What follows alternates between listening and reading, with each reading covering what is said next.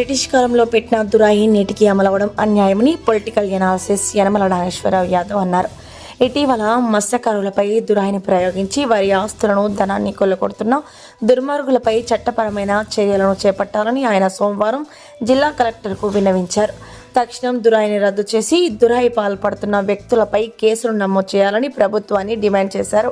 ఈ కార్యక్రమంలో యనమల నాగేశ్వరరావు, చిట్టిబాబు, మిడతల రమేష్ తదితరులు మత్స్యకారులు పాల్గొని కలెక్టర్కి అర్జీ సమర్పించుకొని అనంతరం మీడియాతో మాట్లాడుతూ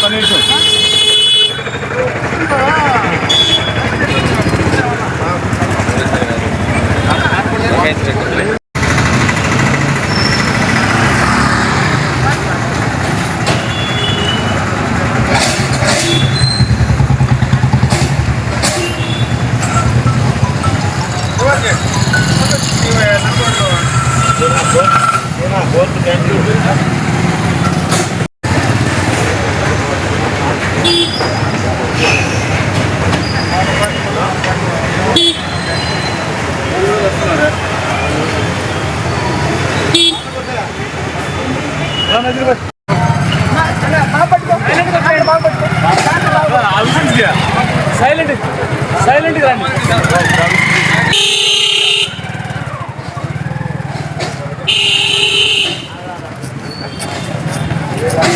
electronic, print media, social media ప్రతినిధులకు ప్రత్యేక ధన్యవాదాలు.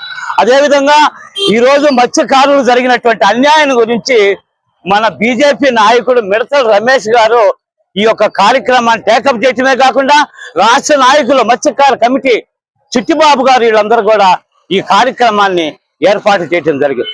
నా పేరు యనమల నాగేశ్వరరావు, పొలిటికల్ అనలిస్టు. ఈరోజు ఈ యొక్క భారతదేశంలో మనకు ఒక రాజ్యాంగాన్ని కల్పించినాడు బాబాసాహెబ్ అంబేద్కర్ గారు. దాంట్లో మనకు కొన్ని హక్కులు ఉన్నాయండి. ఈరోజు ఏ విధంగా ఉందంటే ఇరాన్, ఇరాక్ దేశాల్లో, ముస్లిం కంట్రీస్ లో ఒక షరియా అనేది ఒక చట్టం ఉందండి. అక్కడ తప్పు చేస్తే నడి రోడ్డు మీద రాళ్లతో కొట్టి చంపుతారు, ఉరి శిక్షలు చేస్తారు అయ్యా ఆ దేశాల్లో. అయ్యా ఇప్పటికే బ్రిటిష్ వాళ్ళు మన మీద కథనాలు చలాయిస్తా ఉన్నారని శాంతియుతంగా గాంధేయ మార్గంలో లక్షలాది మంది ఉద్యమాలు చేసి వాళ్ళని తరిమి కొట్టామండి. ఆనాడు బ్రిటిష్ ప్రభుత్వంలో వచ్చిందే ఈ దురాయి సంస్కృతి అనేది. అప్పటి నుంచి కూడా ఈ దురాయి అనేది మత్స్యకారుల గురించి నేను తప్పు పట్టడం లేదండి. ఈ మత్స్యకార కుటుంబాలు నీతి నిజాయితీకి మరో పేరు. ఇప్పటి వరకు కూడా శాంతియుతంగా ఉన్నాళ్ళే ఈ మత్స్యకారులందరూ కూడా. వాళ్ళ కష్టం నిద్రలే సముద్రంలో వేటకు పోయినారా, పట్టుకున్నారా, అమ్ముకున్నారా, అది వాళ్ళ జీవన విధానం. ఈ మధ్య కాలంలో మీ మీడియా పరంగా అందరికి కూడా తెలుసండి, ఈ మత్స్యకార బోట్లు తమిళనాడు, పుదుచ్చేరి నుంచి మన జిల్లాలో ప్రవేశిస్తే బోట్లని జవ్వలు తిండి పార్పరులు నిర్బంధించినప్పుడు మానవతా దృక్పథంతో ఈ యొక్క మత్స్యకార సోదరులు ఒక నైట్ వాళ్ళు కూడా మనలాగా సముద్రంలో పట్టుకొని బతికేవాళ్ళు కదా అని ఒక ఆలోచనతో ఏదో పెద్దవాళ్ళు కూడా చెప్పారండి, దాంట్లో పేర్లు మేము చెప్పకూడదు. వాళ్ళు కూడా మానవతా దృక్పథంతో ఆలోచించారు. వాళ్ళ జీవన విధానం కుంటుపడిపోయింది, వాళ్ళు ఎట్ట బతకాలని బోట్లు వదిలిన దానికి ఆ మత్స్యకార కుటుంబాన్ని 3 రోజులు చిత్రవధ చేసి వాళ్ళని కట్టేసి కొట్టి ఆ పోస్టర్లు చూస్తే అర్థమవుతుందండి. ఈ రోజు ఆ మత్స్యకార కుటుంబీకులు అందరూ కూడా రోడ్డును పడ్డారు. మీరు ఒక్కసారి ఆలోచించినయ్యా, ఆ కుటుంబంలో ఇళ్లలో ఉండలేక పసిబిడ్డలతో కూడా బయటకు వచ్చారు. అదే ఈ మత్స్యకారులు ఆ భేదావాళ్ళతో ఎవరితో మాట్లాడితే 10 లక్షలు పెనాల్టీ కట్టాలంట. ఏంది దుర్మార్గం? ఇంకా బ్రిటిష్ పాలన కొనసాగుతుందని నేను ప్రశ్నిస్తున్నాను. అయ్యా నాకు తెలిసినంత వరకు ఈ మత్స్యకార కుటుంబాలు మనకు స్వాతంత్రం వచ్చి 78 సంవత్సరాలైనా ఈ వైఎస్ఆర్ గవర్నమెంట్ రాకముందు వరకు కూడా ఈ మత్స్యకారులు ఎక్కడ అవసరం వాళ్ళ యొక్క కుటుంబాల్లో కలతలు లేవండి, కలిసిమెలిసిగా ఉన్నోళ్ళే మత్స్యకారులు. ఈ ప్రభుత్వాలు వచ్చిన తర్వాత వీళ్ళు రాజకీయ లబ్ధి కోసము ఆ ఎలక్షన్లకు ఏం చేస్తారంటే కొన్ని లక్షలు ఆ యొక్క పెద్దలకు ఇస్తారండి, వాళ్ళ ఓట్లు స్వార్థం కోసం.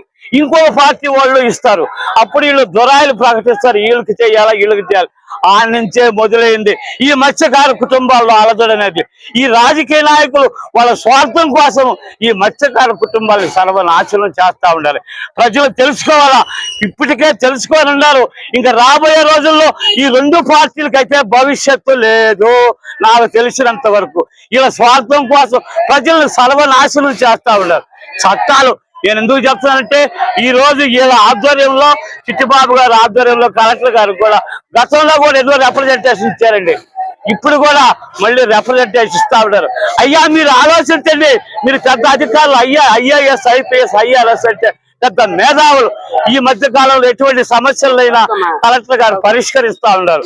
నాకు తెలిసినంత వరకు దీని ఎంక్వైరీకి మన జిల్లా ఎస్పీ మేడం గారు, అడిషనల్ ఎస్పీ సౌజన్య మేడం గారు కానీ, లేకుంటే రూరల్ డిఎస్పీ గట్టమనేని శ్రీనివాసరావు గారు, వీళ్ళిద్దరు కానీ ఎంక్వైరీకి వేస్తే వారం రోజుల్లో వీళ్ళ వెనక ఏ రాజకీయ పార్టీలు ఉన్నారో బయటికి దిగలిగిన సత్తా ఉంటుంది. వాళ్ళకి న్యాయం చేయాలని, వాళ్ళ గ్రామ బహిష్కరణని తగ్గించి మీరు న్యాయంగా వాళ్ళని కుటుంబాలను ఆదుకోవాలని ఈ విధంగా పసిబిడ్డలతో రోడ్ల మీద పడాల్సిన కారణం ఏందండి? వాళ్ళ కష్టం వాళ్ళు చేసుకునే వాళ్ళు. కాబట్టి ప్రభుత్వాలు ఆలోచించి తగిన విధంగా న్యాయం చెయ్యాలని కోరుకుంటూ సెలవు తీసుకుంటున్నాను. ఈ వీడియో కనుక మీకు నచ్చినట్లయితే లైక్ చేసి షేర్ చేయండి. మరిన్ని లేటెస్ట్ అప్డేట్స్ కోసం మా ఛానల్ ని సబ్స్క్రైబ్ చేయండి.